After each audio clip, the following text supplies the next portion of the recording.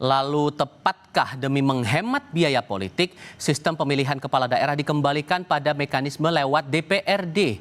Apakah ini pertanda demokrasi kita semakin maju atau malah sebaliknya? Lalu, apakah Presiden Prabowo punya peran di balik ide ini? Kami diskusikan bersama Ketua DPP PDI Perjuangan Deddy Sitorus dan Wakil Ketua Umum Partai Golkar Ahmad Doli Kurnia. Selamat sore semuanya dengan Tifal, apa kabar? Selamat sore, Tifal. Iya. Selamat sore, Tifal. Bung Doli. Terima kasih semuanya sudah mau bergabung dalam diskusi kali ini. Bung Deddy begini, idenya itu mengingat kuatnya politik uang, kemudian ada fragmentasi politik sehingga muncullah usulan kepala daerah dipilih lagi ke DPRD. Menurut Anda ini sebuah kemajuan atau kemunduran politik? Ya, ini yang disebut Ibu Mega, negara ini terlalu suka poco-poco. Maju satu langkah, mundur dua langkah. Jadi bagi saya ini adalah kemunduran peradaban demokrasi. Kenapa? Satu, pemilihan secara langsung itu terlepas dari putusan MK. Tetapi kita sama-sama tahu bahwa itu adalah produk dari yang namanya reformasi. Sebagai koreksi terhadap sistem pemilu, pemilihan kepala daerah melalui DPRD yang kita alami selama era Orde Baru. Ya, itu satu. Yang kedua, kalau alasannya adalah soal biaya yang besar, ada banyak cara untuk mengurangi atau mengefisiensikan biaya dalam proses pemilu kada.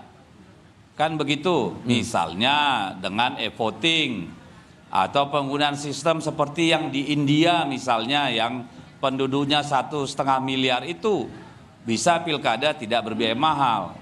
Dan kalau alasannya adalah soal biaya, saya kira yang namanya legitimasi pemimpin suatu daerah, proses pemilu adalah hal yang logis mengeluarkan biaya. Oke. Dan biaya itu kan biaya publik kembali kepada masyarakat.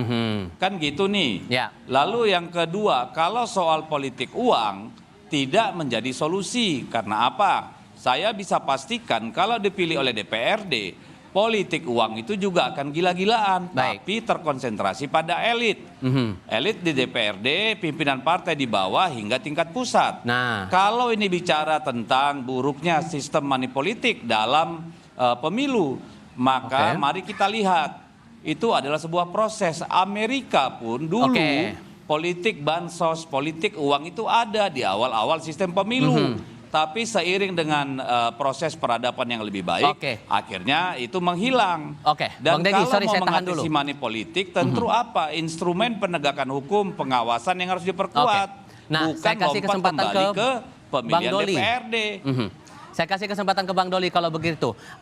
Tidak beralasan karena masih ada mekanisme lain untuk bisa menekan politik uang itu. Jadi sesungguhnya Bang Doli, ini betul-betul murni dari ide teman-teman Golkar atau jangan-jangan ada Pak Prabowo juga yang mengidekan itu, mengingat saat HUT Golkar di Bogor waktu itu juga menyampaikan hal yang sama juga. Nah, ini kan sebetulnya belum ada keputusan apa-apa, ya. Malah saya senang ya bahwa sekarang ini terjadi dialektika di antara kita semua. Itu yang saya katakan kemarin. Ini kan sudah ada 3 ketua partai politik ya yang bicara tentang soal bagaimana kita mengevaluasi, kemudian mengkoreksi sistem kita, sistem politik kita, termasuk sistem kepemiluan kita yang ada di dalamnya itu baik pileg, pilpres maupun pilkada.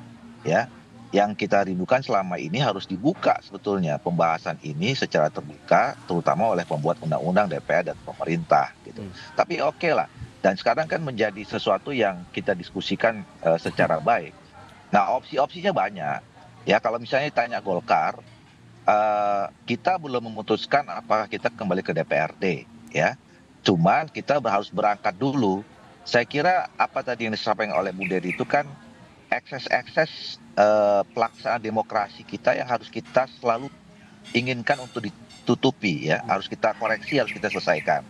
Misalnya tadi soal biaya, concern saya bukan soal biaya tentang pelaksanaannya ya. Kalau penyelenggaraannya saya kira itu tanggung jawab kita semua, konsekuensi kita sebagai negara yang memilih sistem politiknya, sistem demokrasi.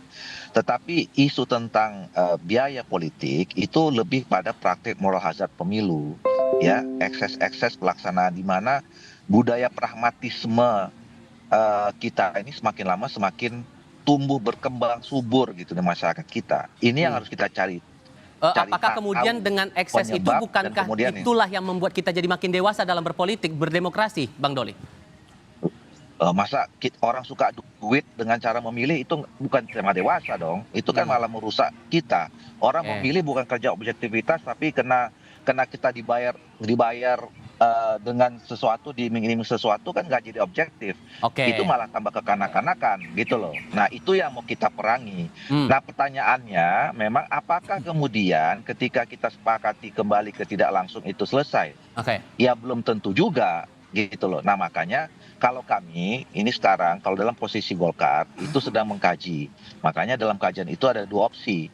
Pertama adalah pemilihan gubernur, atau gini, pertama adalah semuanya kembali ke DPRD. Tentu dengan ada pengaturan di mana penerjemahan sistem pemilihan secara demokratis yang tercantum dalam Undang-Undang 45 itu harus tetap diikuti. Ya, misalnya dalam proses rekrutmennya, pencalonannya, perlibatan segala macam itu.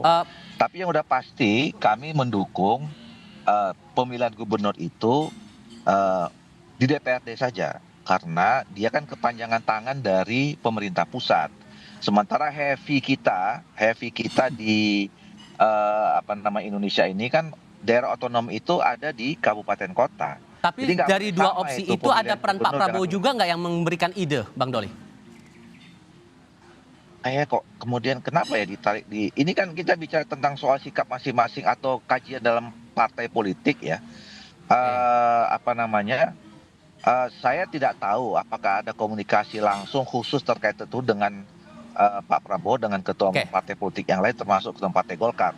Tetapi kami di Golkar dalam setahun ini sudah bentuk tim melakukan kajian, dan soal pilkada sekarang kita sudah punya 2 opsi.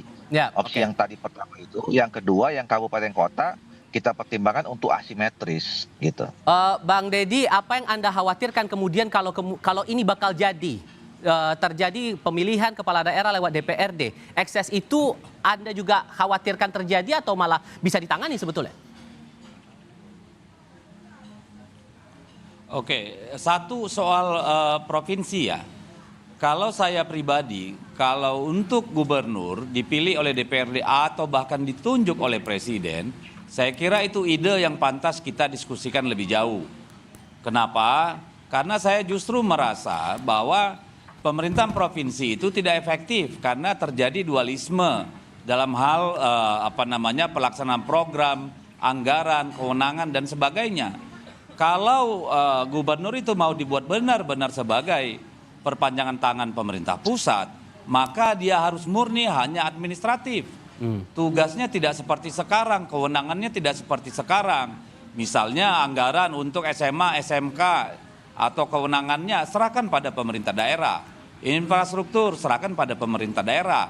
Lalu di mana tugas gubernur? Misalnya, tentu dalam hal dia harus menjadi entitas yang melakukan mobilisasi daerah gitu ya. Mobilisasi dalam hal apa? Misalnya perencanaan pembangunan, supaya kabupaten kota dalam merencanakan pembangunan, merencanakan anggaran itu ada sinergi, ada pendekatan kewilayahan, sehingga itu bisa betul-betul diorkestrasi dengan baik. Ditambah ada putusan MK sehingga sudah tidak ada ruang lagi sebetulnya ya Bang Deddy bahwa pemilihan kepala daerah kembali lagi ke DPRD, begitu? Kalau kepala daerah bedakan dulu dengan gubernur.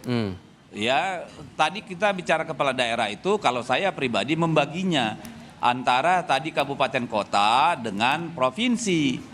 Nah, provinsi itu menurut saya harus dikembalikan perannya sebagai katakanlah fasilitator bagi pemerintah daerah gitu ya, untuk bisa mengakselerasi ya gitu ya, dan juga katakanlah sinergi gitu. Nah itu saya tidak terlalu masalah kalau menurut saya mereka ditunjuk bahkan diangkat oleh DPRD. Tapi untuk kabupaten kota saya kira kalau ingin kita bangsa ini maju dalam peradaban demokrasi, kita harus tetap memberikan hak itu kepada rakyat gitu. Sehingga nanti di DPR karena mengingat PDI Perjuangan sendirian di luar pemerintahan, gimana cara nge-counter itu? Kalau menurut saya jika dipaksakan oleh DPR dan pemerintah bahwa bupati wali kota dipilih oleh DPRD bukan oleh rakyat, maka mereka akan berhadapan dengan rakyat. Oke. Kita lihat bagaimana kemarin soal putusan MA dengan revisi Undang-Undang Pilkada yang dilakukan oleh DPR dalam kurang dari 24 jam itu. Oke. Bagaimana perlawanan rakyat. Jadi kita di PD Perjuangan tidak takut kalau sendirian saja berbeda sikap. Oke. Karena kami percaya rakyat masih menginginkan pemilihan langsung untuk kepala daerah, kabupaten dan kota. Bang Doli, di koalisi sendiri gimana cara, apakah semuanya setuju anggota partai koalisi pemerintahan untuk mendorong ini bisa gol gitu? Itu yang seperti saya katakan tadi, sampai sekarang kita belum punya kesimpulan siapa yang akan kemudian pilihan mana, konsep mana gitu. Itu kan dari masing-masing partai politik kan sedang melakukan kajian semua. Gitu ya. Jadi kayak kami juga belum putuskan mau DPRD apa. Malah saat ini saya katakan kami sudah punya 2 opsi ya. Masih punya 2 opsi yang terus kemudian kami dalami. Jadi tapi menurut saya kira ini harus terus ya dibicarakan sehingga kita memang betul-betul bisa menangkap aspirasi yang sesungguhnya ya dari masyarakat kita seperti apa gitu. Oke, Bang Ahmad Doli Kurnia, kemudian Bang Deddy Sitorus, terima kasih sudah berdiskusi bersama kami. Selamat sore semuanya. Selamat sore. Selamat. Dan saudara, informasi lainnya di Kompas Petang akan kami sajikan selepas jeda. Di antaranya seorang warga negara Jepang tewas setelah mobilnya tertimpa muatan tanah truk tronton yang terguling di eksit tol Karawang Barat, Jawa Barat.